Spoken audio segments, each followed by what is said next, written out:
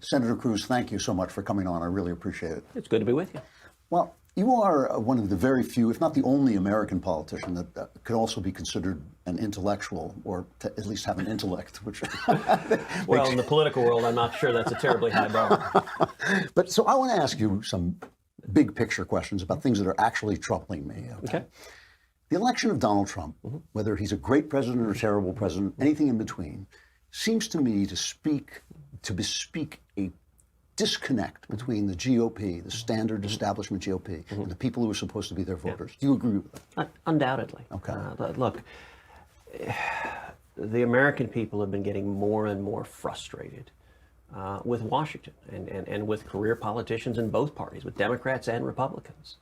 My election to the Senate was fueled by the grassroots, by Texans who were frustrated that politicians sounded great on the stump, and then they went to Washington and they didn't do what they said. If you look at 2016, one of the easiest ways to understand Trump's election in 2016 is it was a giant screw you to Washington. Yeah. And they wanted someone who would blow the place up.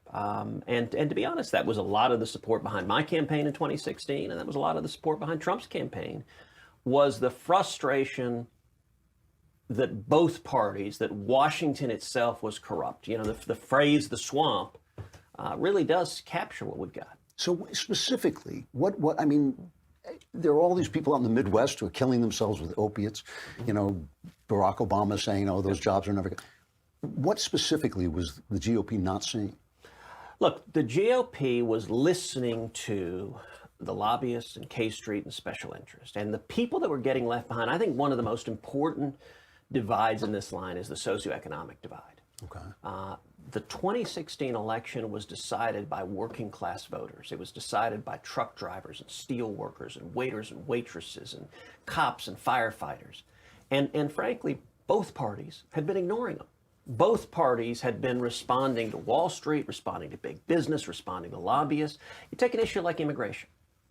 Immigration, both parties have effectively supported illegal immigration for a long time. The Democrats, because they believe illegal immigrants coming in will vote Democrat, and they want them to vote as quickly as possible. And Republicans, because too many Republicans listen to big business, and big business thinks more immigration is great because it's cheap labor. Right.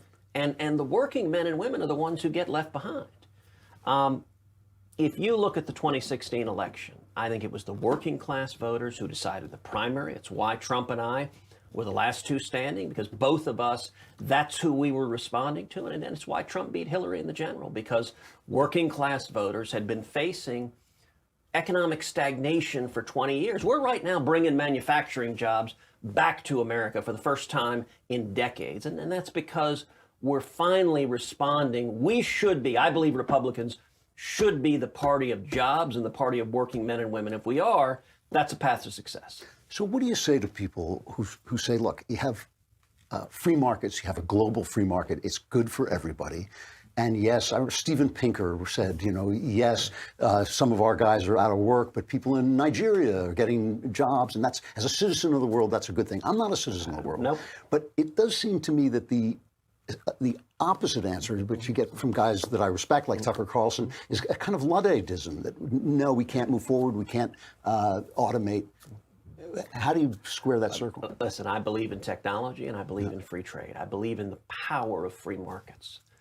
The greatest enemy poverty's ever seen is the American free enterprise system. Right. Now, one of the greatest enemies to free enterprise is cronyism. One of the things people fail to understand is big business is perfectly fine with big government. Big business gets in bed with big government. What I'm focused on is not the giant corporations. They don't need my help. They'll be just fine. What I'm focused on is small businesses. If you care about jobs, you want small businesses. You want lots of small businesses. You want them growing. You want them innovating. You want them challenging the status quo. Let me give an example. Let's take a law like Dodd-Frank. Okay. So Dodd-Frank, as you know, came out of the financial crisis. And it was pitched as stopping too big to fail. Let's stop these giant banks. And that's how the American people were sold on Dodd-Frank. Well, what's happened? The big banks have all gotten bigger. They have a larger market share. And what Dodd-Frank has done is it has driven out of business thousands of smaller banks, of community financial institutions. And a point that I make all over the state is I say, look, that was not an unintended consequence. That wasn't like, oops, we didn't see that. That was the intended consequence, because the lobbyists for the giant banks were sitting there in the Democratic senators' offices when they were drafting Dodd-Frank. And what happens when you put massive regulations on everybody? The giant companies, they can absorb it. They've got armies of lawyers, they got armies of accountants, they can cover the costs. But the little guys, that's the difference between staying in business and being driven out of business. And Right. we need to see more, what the economist Schumpeter called creative destruction. We need to see more little guys challenging the status quo. And that's good for everybody. So you win the election. You get both houses of Congress. You have Trump in there. Nothing happens on immigration. I mean, to me, the most offensive thing about immigration is not the people coming in. Yeah. It's the fact that the rule of law doesn't exist. The same people who pass the laws say they shouldn't be, it's wrong to enforce them. How come you guys couldn't get anything done? There's a disconnect in Washington. The people who care about principles and issues don't know what they're doing. And the people who know what they're doing don't care about principles and issues. And so it's like two ships passing in the night. Absolutely, we should have legislated on immigration and fixed the problem. But look, I made an impassioned pitch to my colleagues in the Senate. I did a whole PowerPoint presentation over lunch to all the Republican senators saying last year in 2018, when we had both houses, we should take up what's called a budget reconciliation. That if you remember, that's how we passed the tax cut. Right. Budget reconciliation, the important thing about that is it can't be filibustered. It means the Democrats couldn't have stopped it. And I argued we should take up a budget reconciliation and we ought to get more victories. We had some great victories in the last 2 years. I'm gratified for everything we did, but we could have done more. And what I argued we should do is 4 things. Number 1, build the wall. Stop making promises, fully fund, fully build the wall. Number 2, we should have made the individual tax cuts and the small business tax cuts permanent. Number 3, we should have passed what I call the Obamacare consensus reforms. We didn't have 50 votes in the last Congress to repeal Obamacare, tragically, and something I have fought for every day in the Senate. But we did have 50 votes to expand competition, to expand options, and to drive down premiums. That would have been a significant victory for the people who elected us. And number 4, we should have passed what's called the REINS Act. The REINS Act says that any economic regulation that imposes $100 million or more of cost on the economy, it can't go into effect without an affirmative up-down vote from Congress. Would have been the most significant regulatory reform in U.S. history. We could have done all of those. No Democrat could have stopped us. And I made that pitch to Senate Republican leadership. I made that pitch directly to the president. I made it to the vice president. I made it to the chief of staff. And at the end of the day, no one put in the energy to get it done. They just said, no, we're not going to do it. Should Mitch McConnell get rid of the filibuster? Or that's now not even a filibuster, really? So I believe we should have done that. And that's actually an issue I've changed my mind on. So if you had asked me 3-4 years ago, should we get rid of the filibuster, I would have told you no. And in fact, I had said no publicly. And the reason is, I think historically, the filibuster has been a conservative policy. The filibuster slows down the movement of government, and slowing down government moving is often a conservative outcome. If you think about it, we have had 3 Democratic supermajorities in modern times. The first gave us the New Deal, the second gave us the Great Society, and the third gave us Obamacare and Dodd-Frank. If you get rid of the filibuster, every Democratic majority becomes a supermajority. So why did I change my mind? I changed my mind on 2 things. Number 1, the level of obstruction we're seeing from Democrats is truly unprecedented. Used to be the filibuster was a tool to stop really egregious legislation you really, really disagreed with. Now, Democrats are filibustering everything. Right. It's simply an across-the-board obstruction. But secondly, the Democrats in the Senate have become radicalized. So I think the instant Democrats get the majority again, they'll end the That's filibuster. the other thing. Yeah, that's what it seems like that to me, too. And so if I believed it would actually constrain Democrats, I would be far less willing to end the filibuster. But I think it's idiotic that it's a one-way constraint, that it ties our hands, but not the other side's. Now, that being said, I think ending the filibuster is much less compelling now than it was 2 years ago. With a Democratic House, with a Nancy Pelosi House, even if we end the filibuster, nothing good and substantive is going to make it through a Nancy Pelosi House. So there's less urgency to end the filibuster. If we were going to do it, we should have done it 2 years ago when we had a Republican House and we could actually get some of the victories we needed. So the left has become radicalized. I mean, that seems pretty clear. They're completely out of their minds. Has the right lost its way? That's actually not fair to radicals. Is Trump's election also an indication that conservatism needs to be somehow reconstituted? I mean, I hear people talk about the old mediating institutions. We need churches, we need clubs, we need all the things that keep us, families, all the things that govern us when we don't have a government. On the other hand, I hear conservatives say, if you can't get off your butt and move when your town falls apart because the factory leaves and go somewhere else, that's on you, because capitalism is capitalism. And I feel like, well, wait a minute, it's a long time to build. It takes a long time to build a mediating institution. So what is it? What is conservatism, not republicanism? What is conservatism missing about the present moment? Well, let me take a couple of pieces of that, because there was a lot of content in what you asked. Listen, I worry, I know a lot of Americans worry about how divided we are today, about the polarization, about the anger, about the vitriol. The extreme left of the Democratic Party is fueled by hatred right now, in a way that's not productive. It's not good. You know, I remember when I was in college, I was a debater. Yeah, I was one of the cool kids. And I was the head of the conservative party in the debating society. And a good friend of mine was the head of the Liberal Party. And we would argue, we would have knockdown, drag out debates. And you know, I'd call him a communist, he'd call me a fascist, and then we'd go out and get a beer. You know, it wasn't this blood feud that we must, you know, salt your fields and taint the blood of your descendants. I mean, that's where we are right now. And part of it is we've become so tribalized. I mean, there's one team or the other, and if you're on one team, you stand with that team. If you're on the other one, the mediating institutions you referenced, social media and the internet, it's wonderful in that it lets everyone speak and engage, but it also lets us very much select our friends.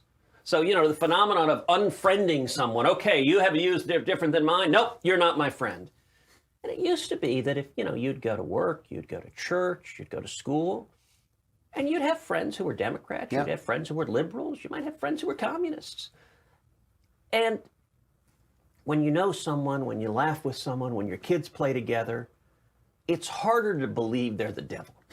You might think they're wrong, but the demonization, I think, is really unhealthy. Okay. Now, how we fix it is a very complicated thing. But on conservatism itself, the philosophy of conservatism, is it out of date? I mean, is there something, we seem so far from the idea of limited government, of enumerated powers. We seem so far from that. Is there any way back there? I think the beauty of eternal truth is that it's always true. Right.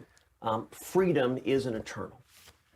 If you look at, and we're actually getting back to the big picture arguments right now, as the Democratic Party gallops to the left, as they embrace socialism, we're having the fundamental argument in the United States between socialism and free enterprise.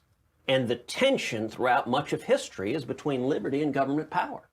And that tension, you know, if you think about the founding of our country, for most of humanity, we've been governed by kings and queens and monarchs. And the principle, the understanding was that sovereignty comes from the top. Sovereignty resides in the monarchs, and any rights we have are just given by grace, by whims, like crumbs off the table. You think of the framing, the founding of the United States. The framers inverted the concept of sovereignty. They said sovereignty doesn't begin with the king, it begins with we the people. And that sovereignty, the rights, on the other hand, the rights, your rights, my rights, they're not given to us by government. They're given by God Almighty. And if you and I have inherent natural rights as a human being to life, to liberty, to property, then those rights, you know, Jefferson referred to the Constitution as chains to bind the mischief of government. There's enormous mischief. Now, listen, have we galloped stunningly far from where the framers envisioned things? Yes.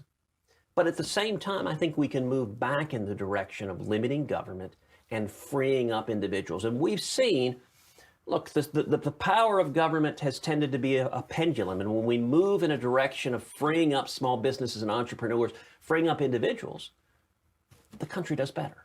Yeah. And those principles are true regardless. Last question, since I'm out of time. I would continue to pepper you with questions, but will they impeach? I think they will. They will, yeah. Now, look, it's important and for people to understand that impeachment is like an indictment. Right. It is the House bringing charges, and it only takes a majority. And I think the Democrats are almost irrevocably on that path. I think Democratic leadership, I think Pelosi doesn't want to go there. Right. But they've unleashed the angriest demons in their party. And those voices of rage, the pitchforks and the torches are coming. And I think we'll see probably next spring or summer, I think we'll see impeachment proceedings in the House. And I do think they vote to impeach. And then in the Senate, we will see in all likelihood a very brief trial. And the president will not be removed from office. It takes 2/3 in the Senate. Right. And the votes aren't there. So I fully expect this to be almost entirely a partisan exercise. And listen, you see from Democrats right now, it's not based on the facts and evidence. I mean, right. Look, 2 months ago, Bob Mueller was Saint Bob. And then the report came in and concluded there was no collusion, that they didn't find evidence of a crime. And suddenly they're like, Bob who? We don't know any Bob. No. We're going to impeach for other things. It is pure partisan anger that's driving it. And so I think that's going to result in impeachment. And ultimately, what I think the American people want to see is lower taxes, less regulations, more jobs, higher opportunity, a secure border, and protecting our rights. If we do that, we're doing our job. Right. If we run around in a circle shooting each other, we're not doing our job. Seems basic. Senator Cruz, thanks so much for coming on. I appreciate it. Thanks a lot. There you see conservatives talking about what matters, and that's Senator Ted Cruz, who used to be the most hated man in Washington. People forget that, but he is a terrific conservative senator and talking about things that actually count.